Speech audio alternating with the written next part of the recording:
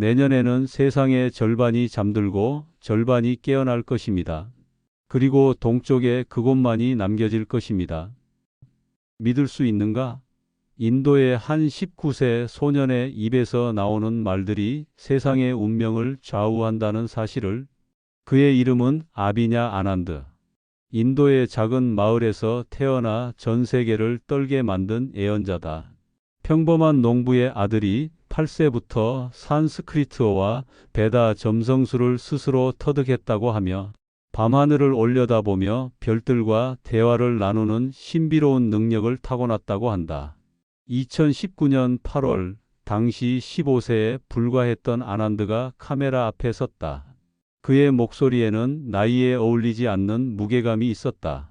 2019년 11월부터 2020년 4월까지 전 세계에 큰 재앙이 닥칠 것입니다. 얼마나 많은 사람들이 그 말을 비웃었을까? 15세 소년의 허황된 예언이라고 치부했을까?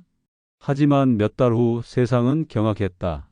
코로나19라는 전대미문이 팬데믹이 지구 전체를 마비시켰을 때 사람들은 소름 끼치는 깨달음에 전율했다. 그 순간부터 아난드의 모든 말은 전 세계의 주목을 받았다. 그리고 그의 예언들은 하나둘씩 현실이 되어갔다. 2020년 12월 아난드는 또다시 충격적인 예언을 했다. 목성과 토성이 정렬하는 시기에 강력한 변이 바이러스가 등장할 것이라고 했다. 그의 말을 들은 사람들은 가슴이 철렁했을 것이다. 설마 또 맞을까 하는 불안감과 함께. 그리고 예상대로 델타 변이가 세상을 뒤흔들었을 때 사람들은 깨달았다. 이것은 단순한 우연이 아니라는 것을. 더욱 소름 끼치는 것은 그의 지역적 예언들이었다.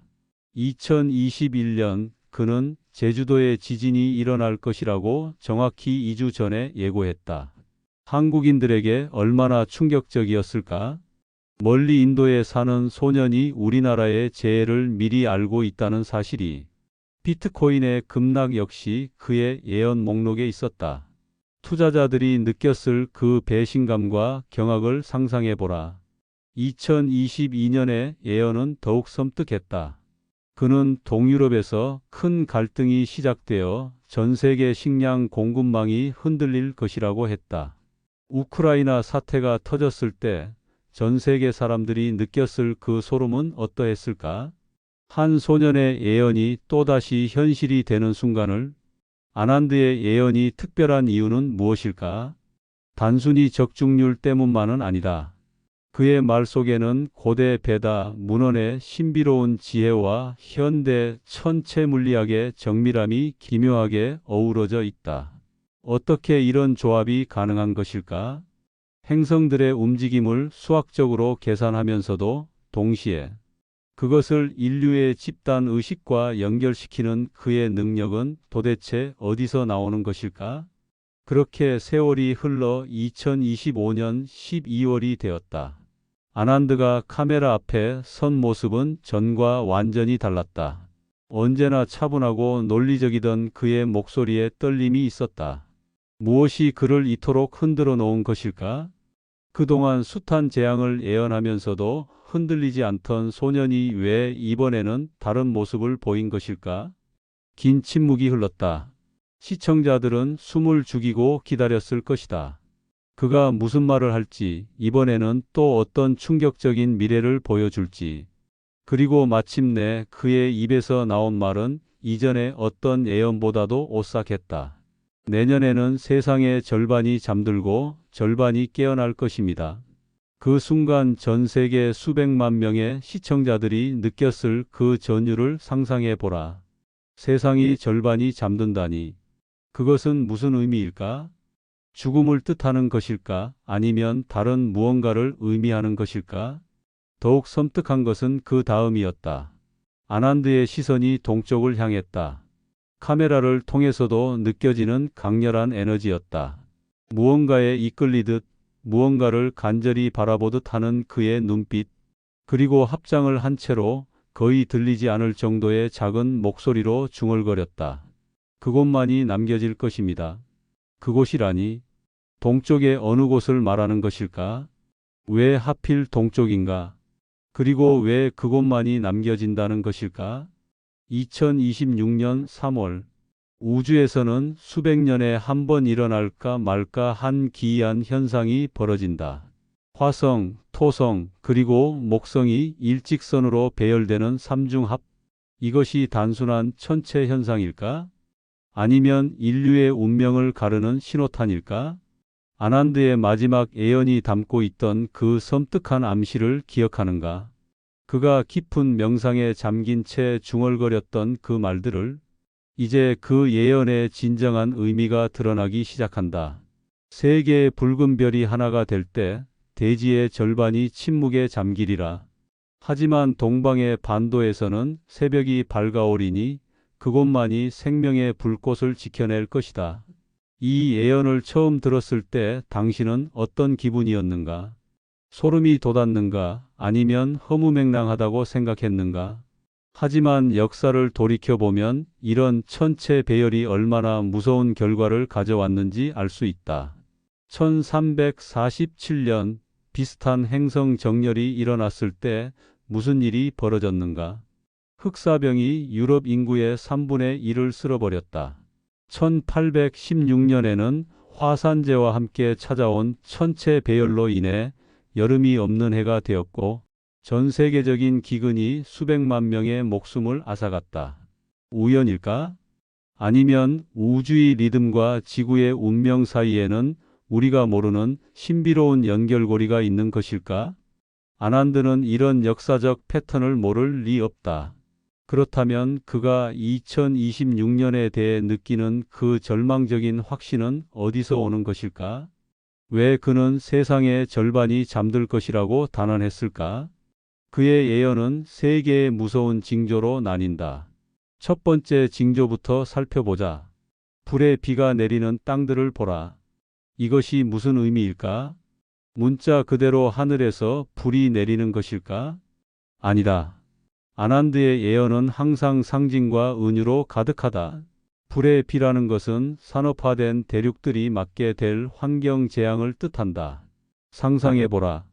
수십 년간 쌓인 대기오염이 한계점에 도달했을 때, 기후변화가 돌이킬 수 없는 지경에 이르렀을 때 벌어질 일들을, 유럽의 대도시들이 스모그로 뒤덮인 모습을, 미국의 산업지대가 독성 구름에 질식하는 광경을 떠올려보라. 얼마나 절망적인가. 인간이 만들어낸 독이 인간 스스로를 파괴하는 아이러니를. 이것이 바로 아난드가 말한 불의 비의 정체가 아닐까? 그런데 여기서 끔찍한 것은 이것이 단순한 환경 재앙으로 끝나지 않는다는 점이다. 대기가 오염되면 농작물이 죽는다. 공장이 멈춘다. 사람들이 거리로 나올 수 없게 된다. 문명의 기반 자체가 흔들리는 것이다. 선진국이라고 자부했던 나라들이 하루아침에 생존 자체를 걱정해야 하는 상황에 놓이게 된다면 어떨까? 두 번째 징조는 더욱 섬뜩하다. 바다가 땅을 삼키는 시기가 오리라. 해수면 상승을 말하는 것일까? 그것만이 아니다. 아난드의 시각에서 보면 이는 훨씬 더 포괄적인 의미를 갖는다. 바다는 단순히 물을 의미하지 않는다.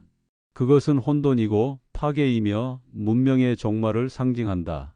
네덜란드의 제방이 무너지는 모습을 상상해보라. 뉴욕의 마천루들이 바닷물에 잠기는 광경을, 런던의 템스강이 범람해 도시 전체를 휩쓰는 장면을, 이런 일들이 동시다발적으로 일어난다면 어떨까?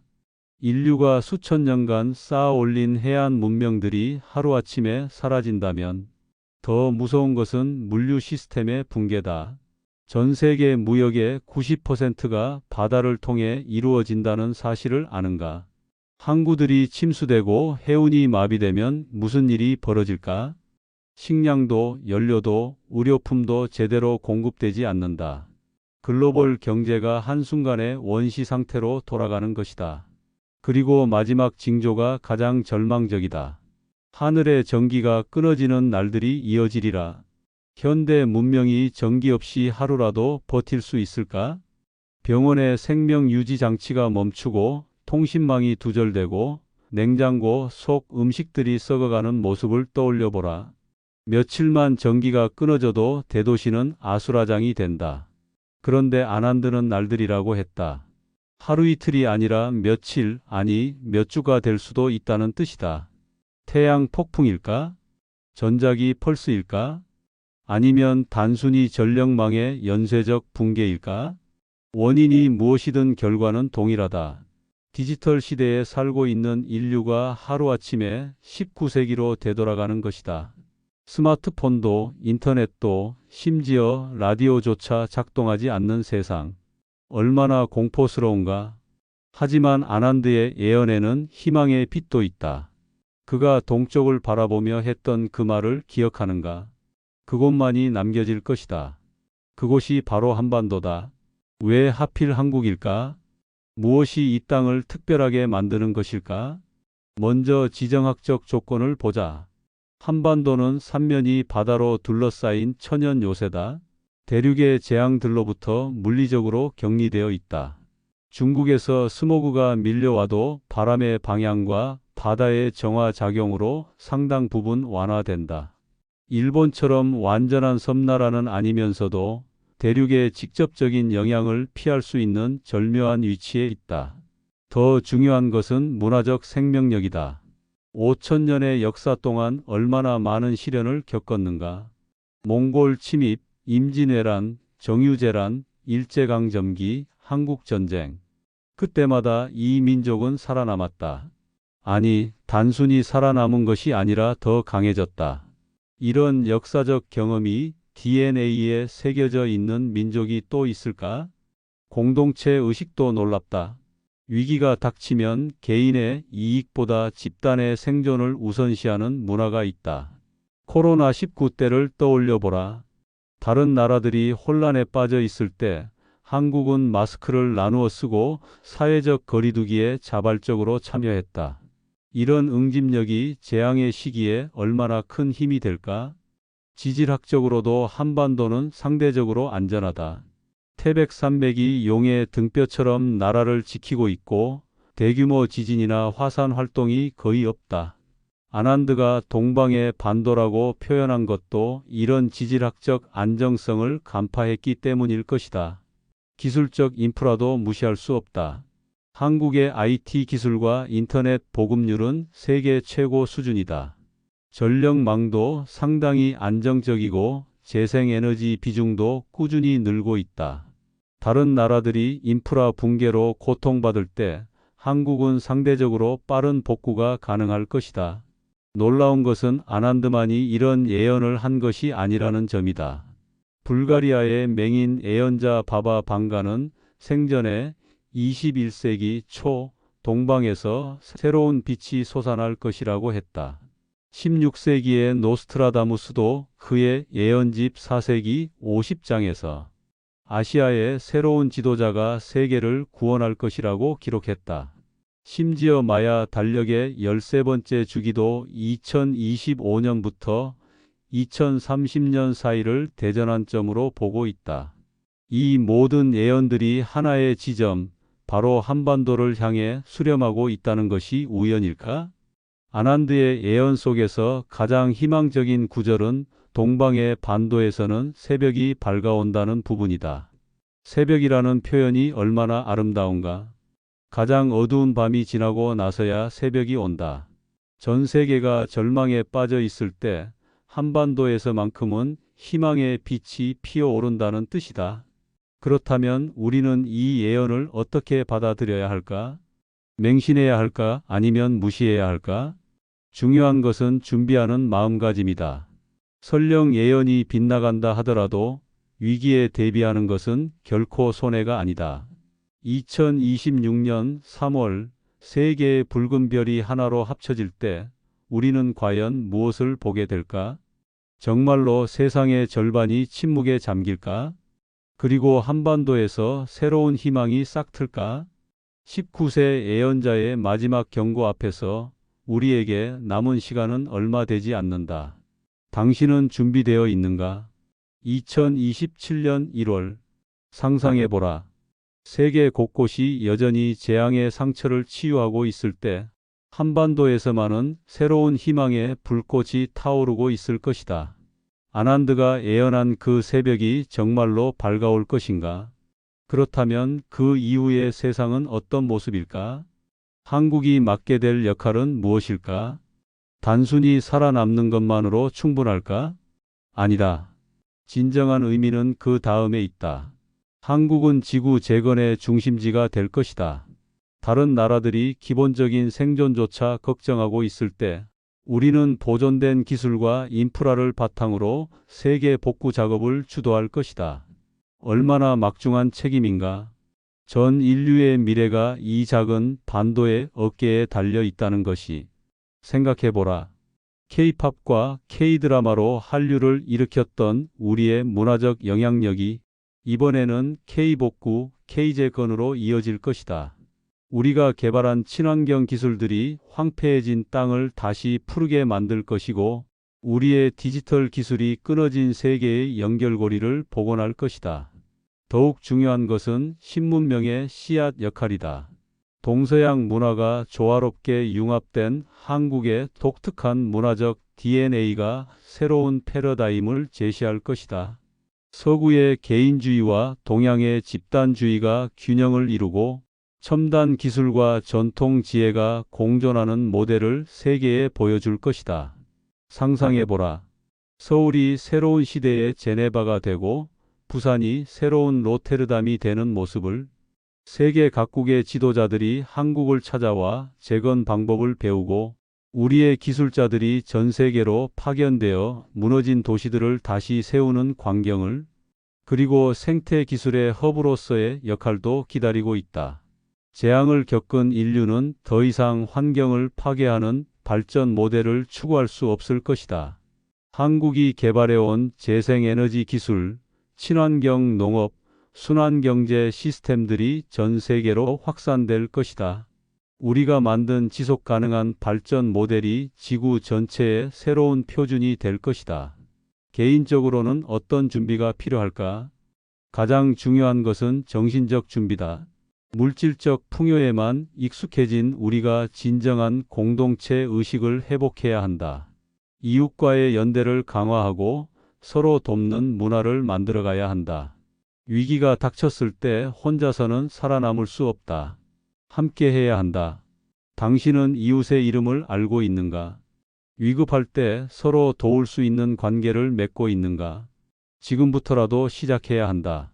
아파트 복도에서 마주치는 이웃에게 먼저 인사하고 동네 상점 사장과 안부를 묻는 관계를 만들어가야 한다. 물질적 욕망보다는 정신적 가치를 중시하는 마음가짐도 필요하다. 명품 가방이나 최신 스마트폰이 정말 중요한가? 위기 상황에서 진짜 필요한 것은 생존 기술과 인간적 유대감이다. 지금부터 우선순위를 바꿔야 한다. 실용적인 대비도 게을리할 수 없다. 기본적인 생존 기술을 익혀야 한다. 도시에 살면서도 작은 텃밭을 갖고 보고 간단한 요리와 수선 기술을 배워야 한다. 정전이 되어도 당황하지 않을 만큼의 기본 대처 능력을 길러야 한다. 수공예 기술도 소중하다. 기계가 멈춘 상황에서는 손으로 만드는 것들이 더 값지다. 뜨개질, 목공, 도예 같은 전통 기술들이 새삼 중요해질 것이다. 이런 기술들을 지금부터 하나씩 익혀두면 어떨까? 지역 내 자급자족 네트워크 구축도 중요하다. 같은 동네에 사는 사람들끼리 역할을 나누어 보자. 누군가는 농사를, 누군가는 수리를, 누군가는 의료를 담당하는 식으로 말이다. 이런 네트워크가 있으면 외부 공급이 끊어져도 버틸 수 있다. 전통 문화와 현대 기술의 융합 정책도 필요하다. 우리 조상들의 지혜를 현대적으로 재해석해야 한다. 한옥의 친환경적 구조를 현대 건축에 접목하고 전통 농법의 생태적 원리를 첨단 농업 기술과 결합하는 것이다. 국제적으로는 어떤 역할을 해야 할까? 먼저 아시아 지역 협력체 구축이 시급하다. 중국과 일본, 동남아시아 국가들과의 연대를 강화해야 한다. 각국이 위기에 처했을 때 서로 도울 수 있는 체계를 만들어야 한다. 그런데 정말 이 모든 것이 가능할까? 한국이 과연 그런 역할을 해낼 수 있을까? 의구심이 드는 것도 당연하다. 하지만 우리의 역사를 돌이켜보라. 60년 전만 해도 세계 최빈국 중 하나였던 나라가 지금은 어떻게 되었는가? 6.25 전쟁의 폐허에서 일어나 세계 10위권 경제 대국이 되었고 문화적으로도 전 세계에 영향을 미치고 있다. 이런 기적을 이룬 민족이 또 다른 기적을 만들어낼 수 없을까? 2026년은 이제 6개월도 남지 않았다. 아난드의 예언이 현실이 될지는 아무도 모른다. 하지만 확실한 것은 우리가 지금부터 준비해야 한다는 것이다. 당신은 어떤 선택을 할 것인가? 두려움에 떨며 수동적으로 기다릴 것인가? 아니면 희망을 품고 적극적으로 준비할 것인가? 19세 예언자가 본 그 새벽을 우리 손으로 만들어갈 것인가? 한반도에서 피어오를 새로운 문명의 불꽃, 그 불꽃이 전 세계를 밝힐 그날을 상상하며 오늘부터 우리의 준비를 시작하자. 미래는 예언이 만드는 것이 아니라 우리가 만들어가는 것이다. 오늘의 이야기는 여기까지입니다. 끝까지 시청해주신 여러분들께 진심으로 감사드립니다. 앞으로도 저희 한국 미래예언 채널은 대한민국의 미래를 밝히는 등불 같은 예언들을 계속해서 소개해드리겠습니다. 구독과 좋아요로 응원 부탁드립니다.